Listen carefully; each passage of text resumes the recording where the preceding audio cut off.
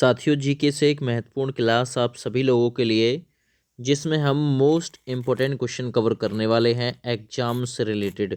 चाहे आप UP police की तैयारी कर रहे हैं, यूपीएसआई की, एमटीएस की, सीजीएल की, सीएचएसएल, यानी ऑल गवर्नमेंट एग्जाम, सभी के लिए ये इम्पोर्टेंट साबित होगी।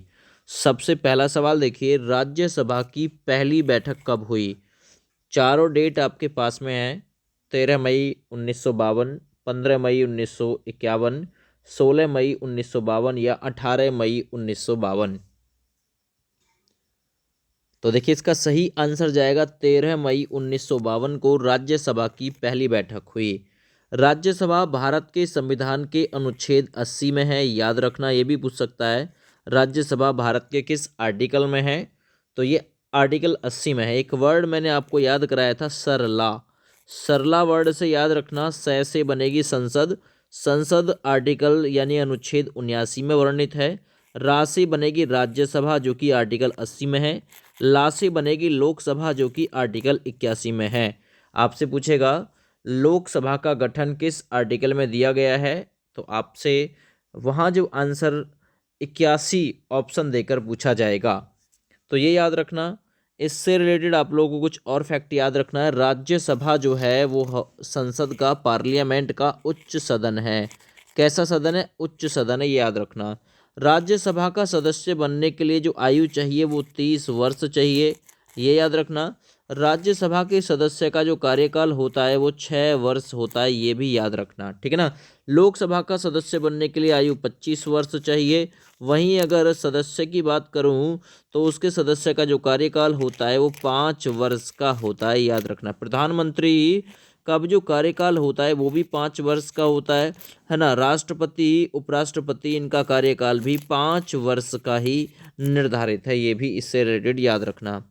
सवाल नंबर 2, भारत का सर्वोच्च पर्वत शिखर कौन सा है?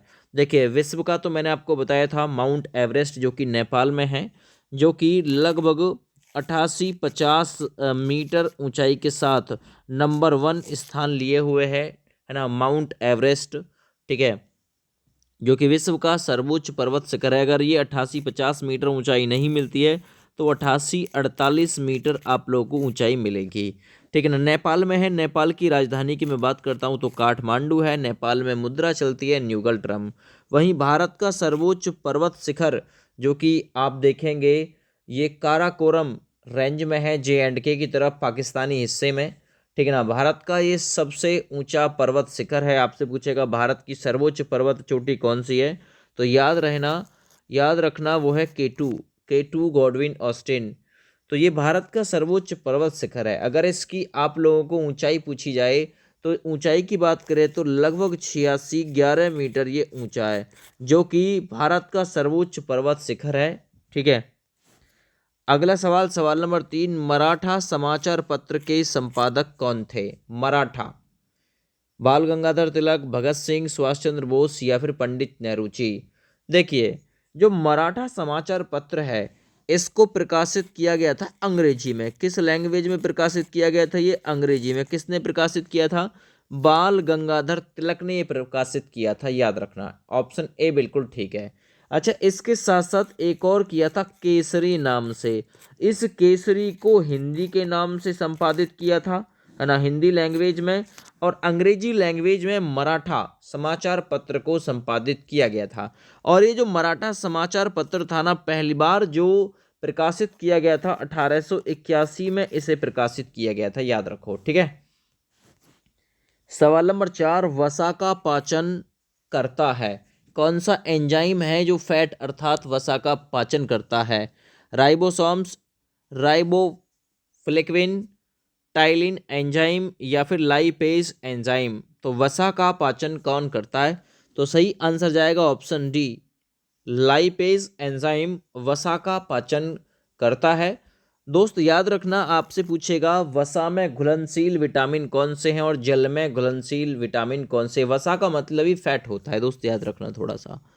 तो मैं वसा की बात करता हूँ। वसा में घुलनशील विटामिन है KEDA, कीड़ा वर्ड, यानी विटामिन के, विटामिन ई, विटामिन डी और विटामिन ए, ये वसा में घुलनशील है। और आपसे पूछे जल में घुलनशील कौन कौन से हैं, तो W4 वाटर है ना, याद रखना बी और सी। W से वाटर, WBC नाम सुना है ना, RBC WBC, तो W4 वाटर, वाटर में घुलनशील विटामिन बी और सी, पानी में जो घुलते हैं वो बी और सी। और वसा की मैं बात करता हूँ तो KEDA कीड़ा से याद रखना, ये वसा में घुलनशील विटामिन है। और यहीं अगर मैं बात करता हूँ वसा का पाचन करता है तो लाइपेज एंजाइम। जो मनुष्य की लार होती है ना, लार, उसमें एक एंजाइम पाया जाता है टाइलिन नाम का। तो आपसे पूछेगा लार में कौन सा एंजाइम पाया जाता है, टाइलिन नाम का एंजाइम पाया जाता है। सवाल नंबर 5, टेबल टेनिस का जन्मदाता किसे माना जाता है। देखिए टेबल टेनिस में एक पक्ष में खिलाड़ियों की संख्या 1 या 2 रखी जाती है दोस्त, ठीक है ना, याद रखना। टेबल टेनिस चीन का राष्ट्रीय खेल आप लोग कहेंगे इसे। तो टेबल टेनिस का जो जन्मदाता है वो माना जाता है इंग्लैंड को, तो ऑप्शन डी ठीक है। अगर आप लोगों से पूछे इंग्लैंड की राजधानी कौन सी है तो वो लंदन है, ठीक है ना। इंग्लैंड का दूसरा नाम अगर मैं बात करता हूँ तो वो ब्रिटेन है, ब्रिटेन। यहाँ की राजधानी लंदन हुई। मुद्रा क्या चलती है यहाँ पे, ब्रिटिश पाउंड चलता है ना, पाउंड नाम की मुद्रा चलती है, ब्रिटिश पाउंड नाम की। और इंग्लैंड की जो राजधानी लंदन है ये टेम्स नदी के किनारे पे लगी हुई है, टेम्स नदी। और इंग्लैंड की जो राजधानी लंदन है, यहीं ग्रीनविच एक शहर है जहां से विश्व का समय लिया गया 0 डिग्री से, 0 डिग्री से, ठीक है ना। भारत का समय 82.5 डिग्री से लिया गया है। इलाहाबाद के समीप मिर्ज़ापुर, है ना, मिर्ज़ापुर और इलाहाबाद के समीप नैनी नामक एक स्थान है, वहां से भारत का समय 82.5 डिग्री पूर्वी देशांतर से लिया गया है, जो कि विश्व के समय से लगभग 5 घंटे 30 मिनट आगे है। अगला सवाल, प्रत्येक ज्वार के बीच में कितना अंतर होता है। देखिए ज्वार और भाटा, ज्वार भाटा क्या होता है, समुद्र के पानी का लगातार नियमित रूप से उठना और गिरना, समुद्र में उठान और जो गिरावट होती है, उठना गिरना जल का, नियमित यानी लगातार, तो इसे ही ज्वार कहा जाता है दोस्त, याद रखना। एक ज्वार से दूसरे ज्वार के बीच तक का जो समय होता है वो 12 घंटे 26 मिनट का होता है। ऑप्शन यहाँ आपका बी ठीक है, और ये कई बार क्वेश्चन पूछा गया है। अगला सवाल, सवाल नंबर 7, अशोक के शिलालेख को सबसे पहले किसने पढ़ा। सम्राट अशोक मौर्य सम्राट थे, है ना। कलिंग युद्ध किया था 261 BC में, याद रखो, ये भी पूछ सकते हैं कलिंग युद्ध किसने लड़ा, सम्राट अशोक ने। कब, 261 BC में लड़ा था। सबसे पहले इनके शिलालेखों को देखिए, इनके शिलालेखों की जो संख्या लगभग 33 से भी प्लस में मानी जाती है। तो अशोक के शिलालेखों को सबसे पहले पढ़ा था जेम्स प्रीसेप ने। कब, 1837 में इसने इनको पढ़ने में जो सफलता है वो हासिल की थी। तो इस प्रकार इस सवाल का राइट आंसर ऑप्शन सी है। सवाल नंबर 8 देखिए, हेमवती किसकी सहायक नदी है। गोदावरी, दामोदर, कावेरी या गंगा। सवाल नंबर 8 सही आंसर जाएगा हेमवती कह सकते हैं, हेमावती कह सकते हैं। ये सहायक नदी है कावेरी की, याद रखो, ऑप्शन सी ठीक है। सवाल नंबर 9, घर्षण के विरुद्ध किया गया कार्य कैसा होता है। मान के चलना, सड़क पे अगर फिसलन है, अगर आप इसके विरुद्ध कोई काम करोगे तो वो कैसी ऊर्जा उत्पन्न करेगा, तो वो प्लस वाली कंडीशन आ जाएगी, धनात्मक ऊर्जा उत्पन्न करेगा। तो घर्षण के विरुद्ध किया गया कार्य हमेशा धनात्मक होता है, प्लस पॉजिटिव होता है। बेलूर किस नदी के किनारे पर बसा हुआ है। बेलूर मठ नाम सुना है, तो बेलूर मठ जो है वो किस नदी के किनारे पर है। सारे ऑप्शंस पढ़िए, बताइए कहाँ पे है। देखिए सबसे पहले मैं बेलूर की बात करता हूँ, तो बेलूर जो है वो कर्नाटक में है। कहाँ पे दोस्त, कर्नाटक। कर्नाटक की राजधानी बेंगलुरु है। वहीं यांगची नाम की एक नदी है, यांगची, है ना, इसी नदी के किनारे पे लगा हुआ है बेलूर। ऑप्शन बी ठीक है। सवाल नंबर 11 देखिए, गोकक जलप्रपात ये कहाँ पे है। सवाल नंबर 11, तो ऑप्शन इसके लिए बेलागावी ये मिल सकता है, बेलगाम मिल सकता है। तो ये कर्नाटक के बेलागावी या बेलग्राम ये भी बोल सकते हो में स्थित है।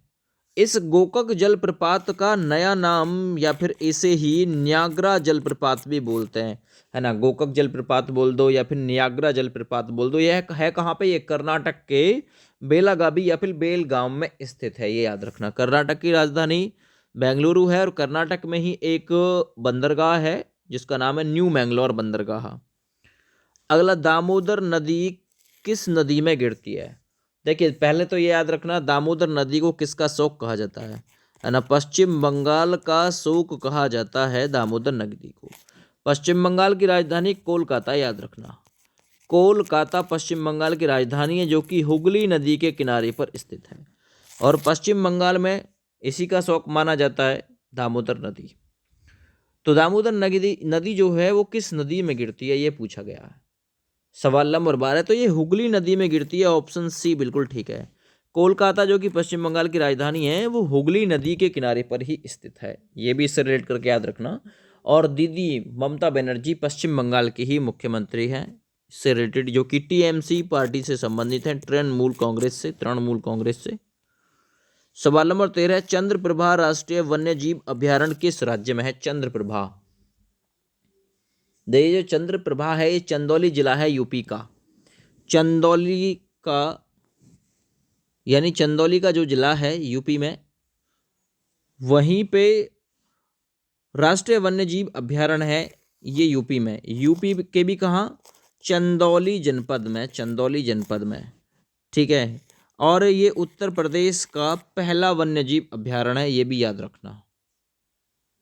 इसकी स्थापना की अगर मैं बात करूं तो 1957 में चंद्रप्रभा राष्ट्रीय वन्यजीव अभ्यारण्य की स्थापना हुई थी।